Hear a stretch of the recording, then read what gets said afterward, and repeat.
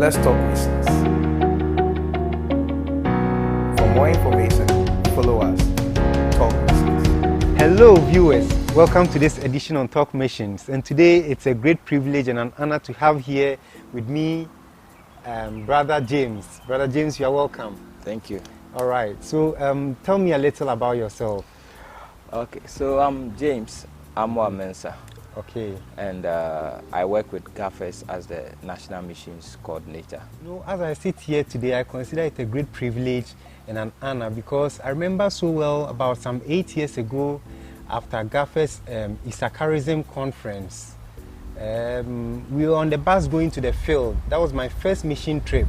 And Uncle Victor Jabbar, he was a TS. He got up from the bus and then he introduced one amazing missionary. He was going to give us an overview of what was happening on the field. And there you stood up. As I went there, you actually shook a nerve in my heart. And that is the reason why I'm here today. I'm a missionary now.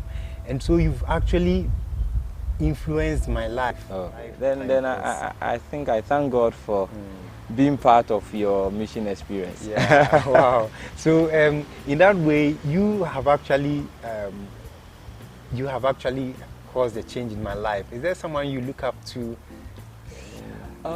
Yes.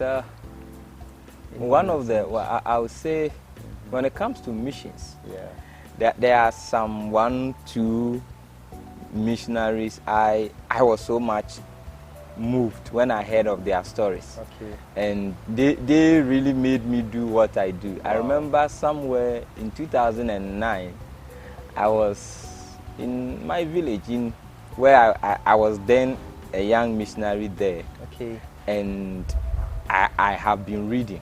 Wow. I've been reading. In fact, my whole desire to go into missions had come out of reading a lot of biography. Okay.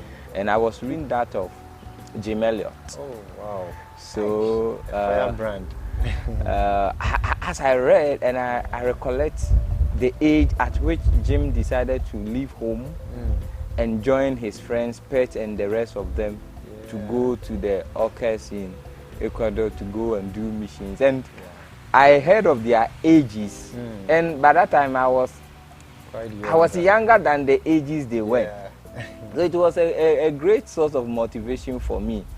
And they were talking about they had prospects. Some were athletes who had a lot of prospects at that time. Okay. But they decided to sit down, university graduates, and decided to go. Wow. And the thing that at age 29, Jim died. Wow. And he didn't live for 50 years, 70 years for people to get to know what he did. He just went to the field. After a year or two, he passed on. And he died at age 29. Wow.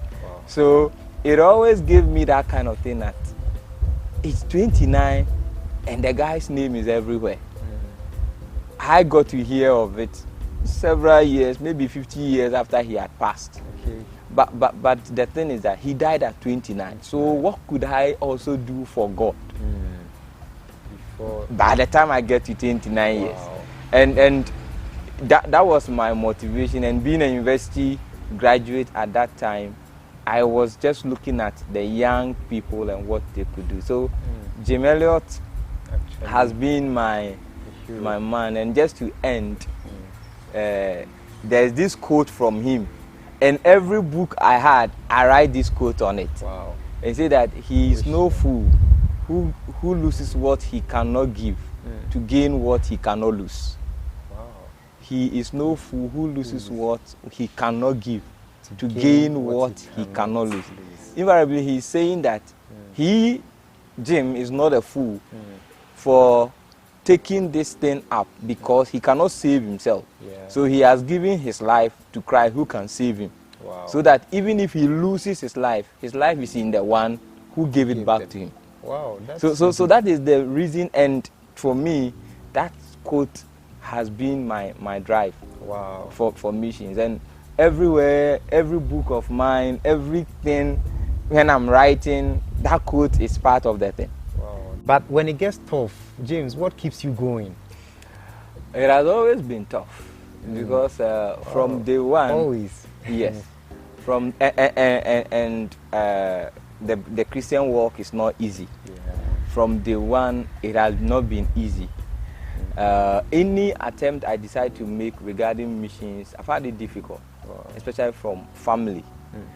I remember when I decided to go for long term, like 1 year, felt not strong. Yeah. Sometimes I regularly fall sick. So if you go, what if you fall sick? How are you going to take care of yourself? I think I can relate with this. How are you going to take care of yourself? So I remember my dad called the office that was sending me, the GHAFES office by then, and wanted to speak to the general secretary, the director then. Yeah. He called him on phone and told him that my son is not well. If you send him out and anything happens to him, I'll take you on. In fact, I'll hold you responsible. Such a welcoming for about 20 minutes. They were on the phone, back and forth. It was a challenge. Wow. And when I decided to go, it was more like fulfilling scripture that says you have to leave family and those kind of things and going, because I left. No one was calling. I didn't have a strong relationship with family, because I had one way or the other defied their instructions, and I still decided to go. Yeah. Wow, that's like Abraham, the father of faith. You know, Abraham, sometimes come to think of it, it looks so simple. Abraham just moved to a land or a place where I will show you. And Abraham just packed his stuff and, you know, he's gone. Yeah, and you get to wonder whether he was thinking of what he would eat, whether he should pick cooking utensils. Very amazing, but you know, what advice would you like to give to the next person sitting out there listening to us right now? How can you encourage them? So I would want everyone to know that the Christian walk is not an easy one. In fact, yes, there are promises in the Bible that tells us that things will be good, everything is good. Yeah. But we must understand that the Christian walk is not as we have been told, that you have it easy, you have money, whenever you pray, the next minute it is answered. In fact, just some days ago, I've come to realize that the fruit of the Spirit that the Bible talks about, one of the things in the fruit of the Spirit is long suffering. And if the scripture is talking about long suffering, it means you have to suffer long. So the Bible is expecting us as believers to have this. And I believe as you are going through life, no matter how good you think it is being, the Christian walk as one of the fruit is long suffering.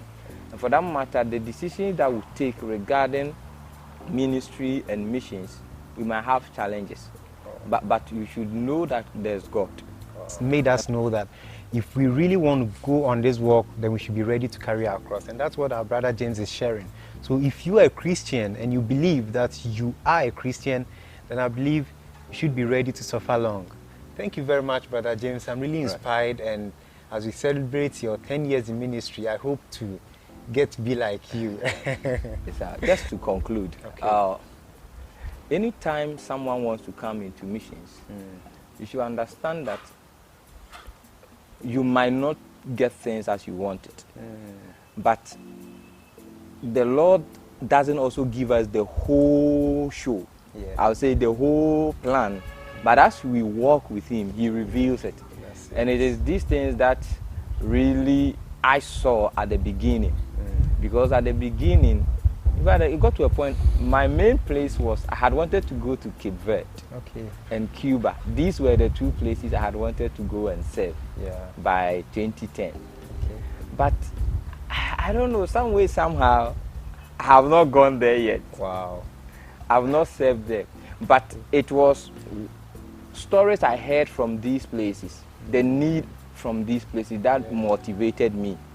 But as I got closer into missions, I realized that there are a lot of needs on the ground. And at any point in time, the Lord can use us.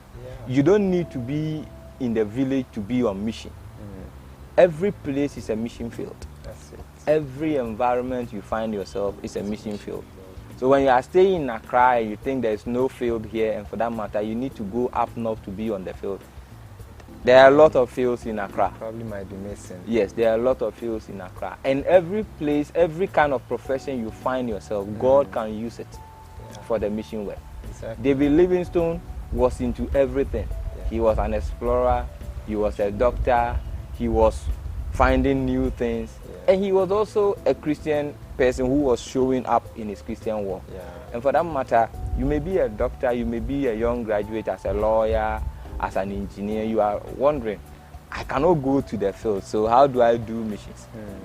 But the thing is that everything you are doing is mission oriented. Mission is God's agenda. Yeah. So the question is, are you in God's agenda? That it is not everyone that is called to be a missionary or an evangelist, but all of us are called to be soul winners. Wow. You may not have been called to be an evangelist or a missionary, but to be a soul winner.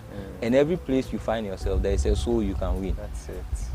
That's very powerful. It's not everyone, though everyone has not been called to be a missionary, we've all been called to be soul winners.